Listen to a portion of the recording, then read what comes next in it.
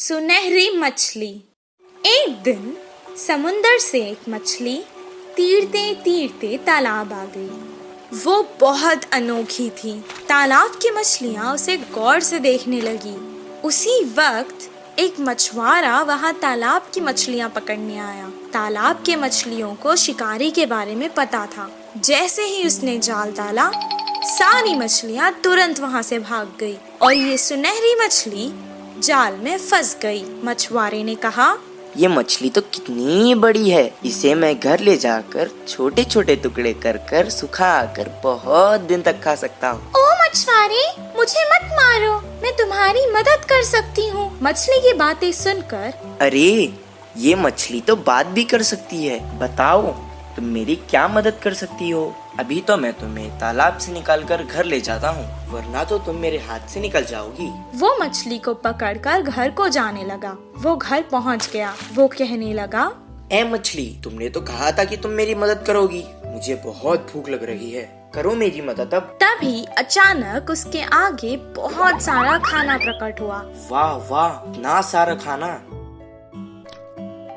मैं तो तुम्हें यहाँ मारने लाया था, तुमने तो जादू ही कर दिया। इतना सारा खाना मुझे तुमने दिया, अब तो तुम मेरी सबसे अच्छी दोस्त हो। दोनों खुशी खुशी रहने लगे। एक दिन वो बहुत उदास था। मछली ने उसे देखा। क्या हुआ दोस्त, आज तुम बहुत उदास लग रहे हो। अब से तुम्हें मैं कभी नुकसान नहीं पहुँचाऊंगा। मेरी उम्र के बच्चे सभी पाठशाला जाते हैं, मुझे भी पढ़ना पसंद है, पर हर रोज मैं जाल लेकर मछली पकड़ने जाता हूँ। तुम पाठशाला क्यों नहीं जाते?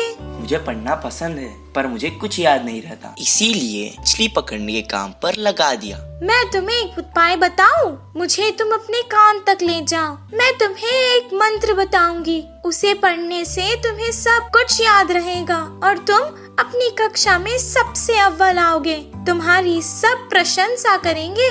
अच्छा, बताओ। मछली ने उसके कान में एक मंत्र बताया। उसके बाद से जैसे उसने कहा था वैसे ही हुआ। मछली दोस्त, मैं बहुत खुश हूँ।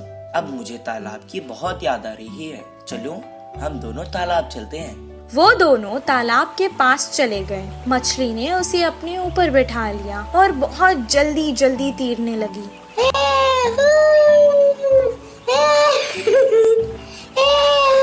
और उसने सारे तालाब की सैर करवाई उसे। सबको देखकर वो बहुत खुश हुआ।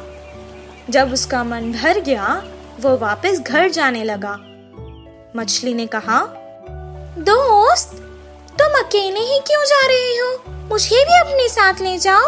मैं जितना खुश पाठशाला में होता हूँ, आज मैंने देख लिया कि तुम उतना ही खुश तालाब में होती हो। मैं तुम्हें तुम्हारी खुशी से दूर नहीं कर सकता, इसीलिए मैं तुम्हें यहाँ छोड़कर जा रहा हूँ। मैं वापस जरूर आऊँगा दोस्त। इस कहानी से हमें ये शिक्षा मिलती है कि जिस काम में हमें खुशी मिलती है वही काम करना चाहिए और जहाँ रहने में खुशी होती है वही रहना चाहिए। कौवे की चालाकी। एक जंगल में दो बड़े बड़े पेड़ पास पास थे। एक पेड़ पे कौवे घोंसला बनाकर रहते हैं तो दूसरे पेड़ पर कबूतर रहते थे। पूरा दिन खाना ढूंढते हुए शिकार के लिए भागते थे। शाम ढलते ही अपने अपने स्थानों पर विश्राम करते थे। कौवे के समूह में एक अति आलसी कौवा रहता था। वो उठना ही देर से उठता था। बाकी सारे खाने के लिए बाहर जाते हैं तो ये कहीं ना जाते हुए पेड़ पे ही आराम से रहता था। कुछ ही देर में वो सारे खाना लेकर खाते समय उनमें मिलकर छीन के खाता था।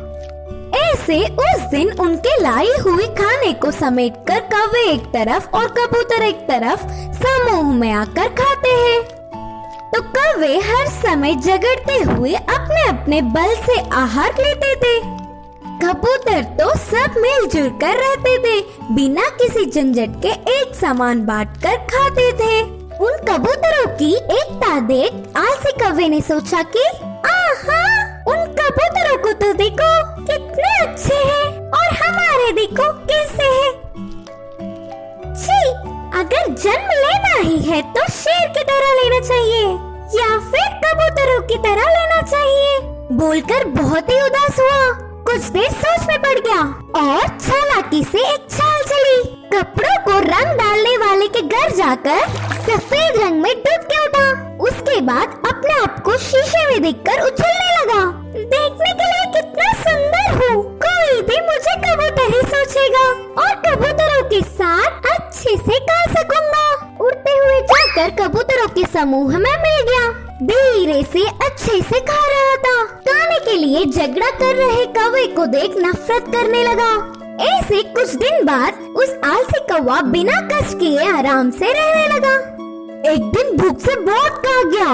गले में खाना अटकने से पानी के लिए रोक नहीं पाया और तुरंत बोल के जोर से चिल्लाने लगा। इससे कौवे की पोल खुल गई और क्या, सारे कबूतर मिलके कौवे को चोट से मारते हुए भगा दिया। अरे बाबा, थोड़ी भी रहम ना खाते हुए चोट से मार रहे हैं। अब फायदा नहीं, मैं मेरे रूप में बदलना ही ठीक है, बोल के सोचकर पानी में डूबा।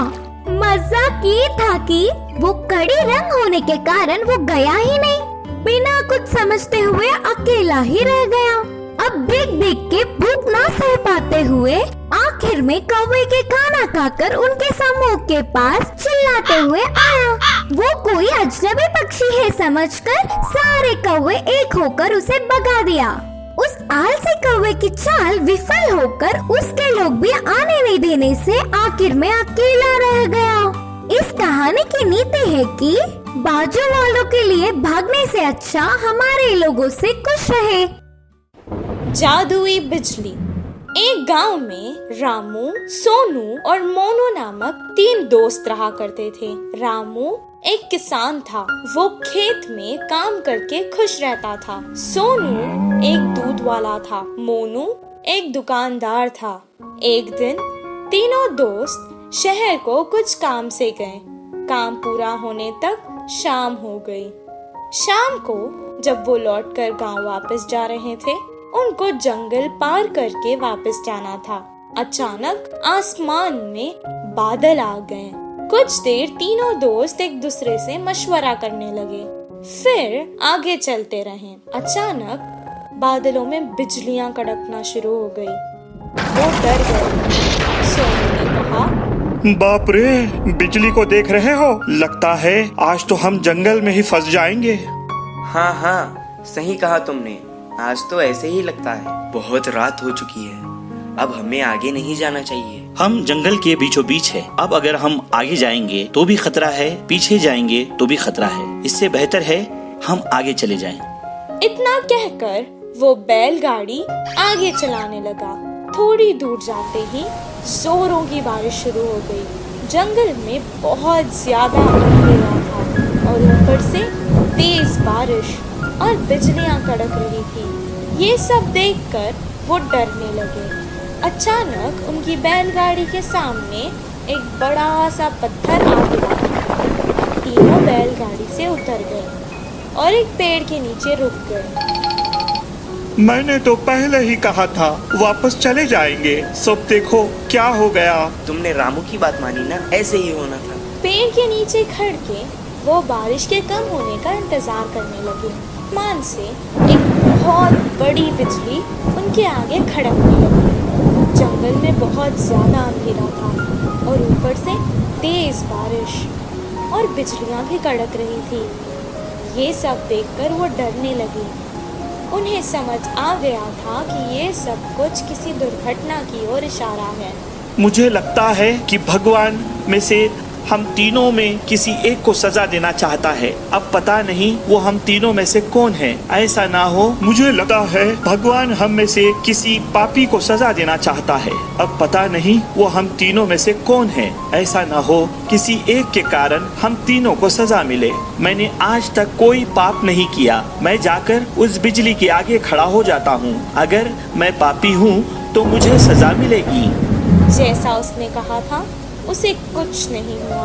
वो वापस पेड़ के नीचे आकर खड़ गया। मोनू भी अपने मन में सोचने लगा, उसने तो कभी कोई पाप नहीं किया था। सोनू की तरह वो भी बिजली के आगे खड़ गया, उसे भी कुछ नहीं हुआ। अब रामू की बारी थी। वो सोचने लगा कि बाकी दोनों तो बच गए, अब भगवान को उसे ही सजा देनी होगी। लेकिन उसने भी तो कोई पाप नहीं किया था। वो डरते डरते बिजली के आगे खड़ गया तभी अचानक बिजली वहां से पेड़ की तरफ चली गई और पेड़ के ऊपर गिर गई। पेड़ जल गया और उसके नीचे खड़े सोनू और मोनू मर गए। रामू को कुछ देर तक समझ ही नहीं आया कि आखिर हो क्या रहा है। दोनों दोस्तों की मौत पर वो बहुत दुखी हुआ और रोने लगा। हे भगवान, ये क्या हो गया? अगर अब मैं इन दोनों के बिना गांव जाऊंगा तो गांव के लोग मुझे ही इनका मौत का जिम्मेदार समझेंगे और मेरी बहुत बेइज्जती होगी। इससे बेहतर है मैं यहीं अपने दोस्तों के साथ मर जाता हूँ। रामू बहुत देर तक रोने लगा और रोते रोते वो भी मर गया। और अचानक एक देवी आकाश से प्रकट हुई और वो रामू की अच्छाई से बहुत खुश हुई, इसलिए उसने तीनों को जीवित कर दिया। रामू, तुम बहुत अच्छे हो इंसान। रामू, तुम बहुत अच्छे इंसान हो। तुमने कभी कोई पाप नहीं किया है। और तुम्हारे ये दोस्त सोनू, ये जो दूध बेचता था उसमें पानी मिलाया करता था और दूध को बहुत महंगे दाम पर बेचता था। तुम्हारा ये दोस्त मोनू, ये जो व्यापार करता था, ये दुकान के सामान में मिलावट करता था और बहुत महंगे दाम पर बेचता था। तुम ही बताओ, क्या ये पाप नहीं? पर तुम बहुत अच्छे हो, सबकी मदद करते हो। तुमने ऐसे पापियों के लिए अपनी जान दे दी। मुझे अच्छा लगा।